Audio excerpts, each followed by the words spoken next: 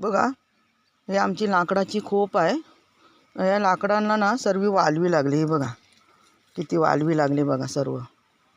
म्हणूनसाठी ही लाकडं आता सगळी आम्ही उन्हात टाकणार. आणि ही खोप आहे ना आमची पत्र्याची आहे. हे बघा, हे पत्रे काढून आम्ही नवीन खोप बनवणार आता. आणि ही लाकडं सगळी उन्हात टाकणार. बघा सर्व लाकडांना वालवी लागली. हे बघा, हे सर्व पत्रे काढून एका बाजूला ठेवणार आता. हे बघा, खिले मारलेले सगळे काढल्याने पत्रे लावणार आम्ही परत.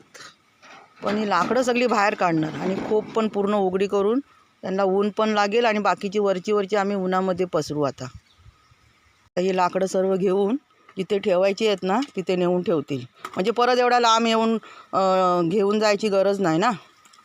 हे बघा, इथे ठेवणार आहे. तिथे चिरे पण ठेवला नाही आहे.